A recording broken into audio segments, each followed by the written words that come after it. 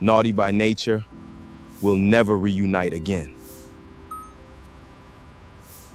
Look, we need to diversify our portfolio. This ain't just about music anymore. Diversify. We built this on the streets, man. We the game change. We got to adapt or get left behind. And we honor strategic growth while expanding our What's reach. up, family? Before we get started, make sure you hit that subscribe button. I'm trying to build a family, so make sure you guys hit subscribe. Okay, let me get straight to the point. OPP was one of my favorite groups from the 1990s. It's a shame that they decided that they not gonna get back together and do a reunion, but I'm never gonna say never. However, did y'all know that apparently there was an altercation between Vinny and Tretch, and this is what really caused the breakup? So it's no secret that they've been having beef ever since the group actually started, on and off. It's just been in the background. But supposedly they had a meeting one day, and I guess the meeting didn't go over well. So after the meeting, allegedly Vinny took a sucker punch to Tretch behind the head, and this is what really kicked everything off. It made Tretch so upset that he pulled a knife on Vinny and actually chased Vinny, and Vinny ran and hid into a bathroom, allegedly. So supposedly since then, they haven't actually got back together to do an album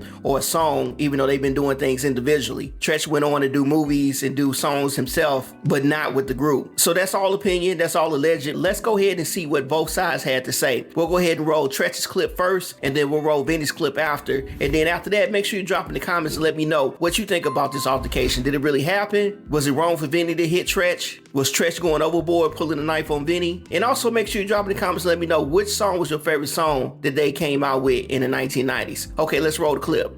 So we was talking in the back, man. And you know, we got to ask you what's up with KG and Vinny, man. What's up with that? You know, we all fans of Naughty by Nature. Yeah. And you know, my man Harlem Legend was saying, yo, I don't see them together. Like, what the fuck is going on? And I was like, that's a good question, because I haven't seen y'all together in a good while. Yeah. Well, that kind of like broke a homie heart. You know what I mean? Because I always said, up until this day, right here, I always said, well, Naughty, I can't say if we get back together. Not the future, whatever it tells, boom. I can tell y'all right now, it'll never happen. Damn, why you say that? Damn, yeah. Once you get stabbed in the back, once or twice, the wound could heal maybe. You might, especially if you sandbox. Once you keep cutting the wound and then doing behind the back business deals, and to this day, when it was always in my mind it might could happen, I gotta have a homie calling my management, my agents, promoters. Oh, no, that ain't Naughty by Nature.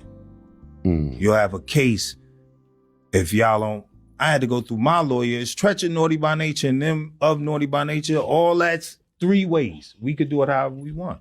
Right. Don't try to kick my bag. Got you. Right.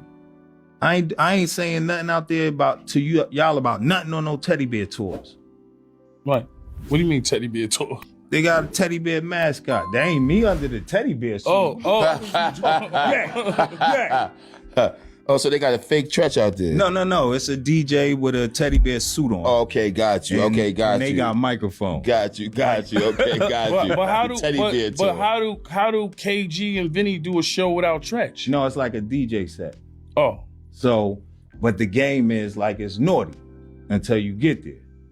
But how all this shit started? Man? What, over money? What money was the issue? Money fucked everything up, man? No, it's not. It was playing positions.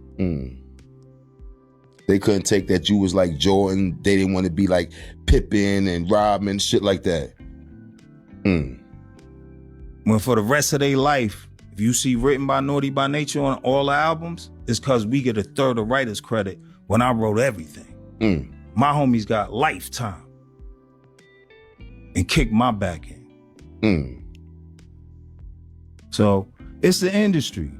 You know, you live. So you in fighting love. for your rights though, right? Because you could sell that catalog No, down the line. I got my rights. Yeah, I know. Yeah, congratulations to that, man. Make some noise for that. Pimpin'. When did things start going awry? Like y'all started tapering off and the group wasn't as tight as it was? I think that stuff started happening, I believe, once Case started producing outside of Naughty by Nature. Because when we blew up, we had the record label, which was Illtown Records. We had Naughty Gear, which was the store and the merchandise, and then we had Illtown Films. So I was responsible for the merchandise, Tretch was responsible for Illtown Films, and K was responsible for Illtown Records.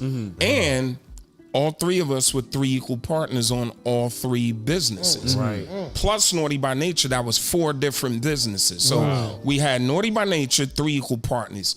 Naughty Gear, which was the merchandise, 3 equal partners. Illtown Records, 3 equal partners. Illtown Films, 3 equal partners. That's so ill, bro. You know what I'm saying? And K started producing, so he produced Jane, Hey Mr. DJ. That was the first joint. Yeah. And then they had their records, and K, you know. So y'all kind of seen, did y'all get a piece of that because it went through Illtown Records? Yeah, because that's dope. that was a production deal, but the publishing was separate. Yeah, okay. You know what I'm saying? Yeah. The publishing was separate.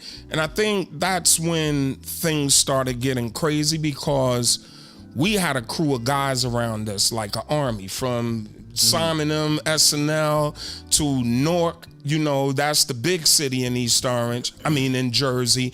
Then we had the East Orange cats. So a lot of cats wanted to rap and rhyme. And then we had the Rotten Rascals. Is you with me? Oh, yeah, we holding the fort. We ain't going nowhere. Yeah, I remember that. It became a thing where we had a lot of guys who wanted to rap and come up under us, like a Rockefeller or, you know, state property and all of that. But KG, again, K is more conservative, and he came out of the streets. He saw where this shit was going with this rap shit. And he was like, you know what, man? And K is more melodic by nature. Yeah. He started producing R&B. So he's like, look, man, Oh, you don't want to deal with the hip hop. I don't want to deal with all of this ratchet shit, man. And I'll dive in it, and he always had it. But once he started catching it with Janae, then he did Next, then he did Jaheim, and K was over there with it, kind of. R&B Money was treating him very well. Right. And it was And easier. I think that's when And it was hits. Right. things started going awry, because Naughty starts to suffer. You know, Tretch is definitely a hungry MC. He's like, yo, feed me. You know what I mean? Yeah. And it just disrupted the momentum. And I think that's when things started happening. And of course, all 3 of us, we had 3 different businesses. Tretch is running a film company. I opened this store downtown Newark, the Naughty Gear store. K is running a label.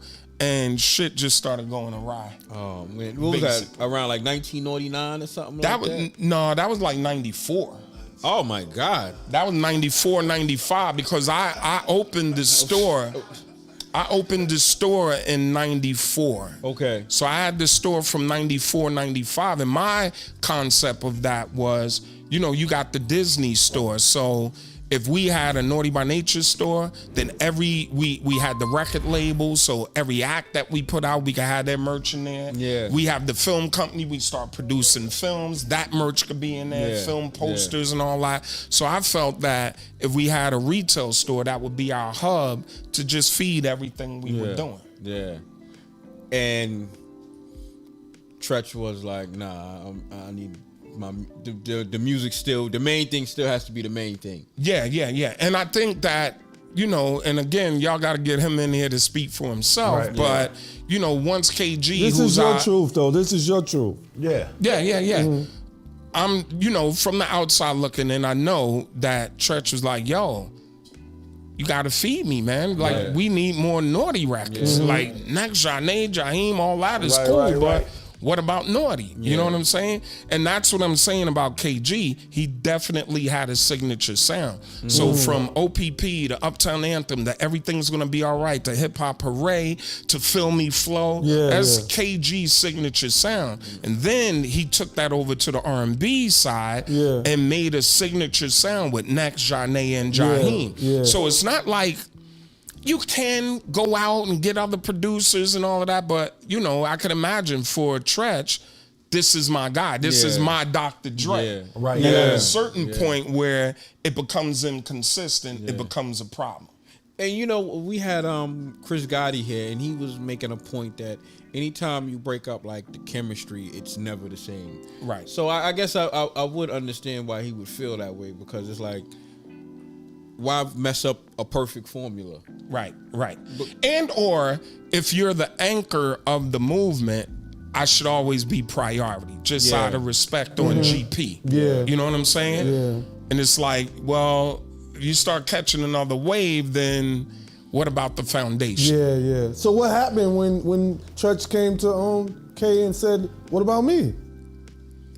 I guess that's when the friction started, you know? And that friction started and it became so much that by the time we got to 99 for our fourth album, after K produced that fourth album, we had left Tommy Boy and we were on Arista because we were able to go to Arista because K had to deal with Next over there on Arista. Okay. So at that point, it was just so much tension. K was like, I'm out. Hey, what's up, y'all? This is the legendary Uncle Vim Rock from Naughty by Nature. Make sure you like, comment, and subscribe.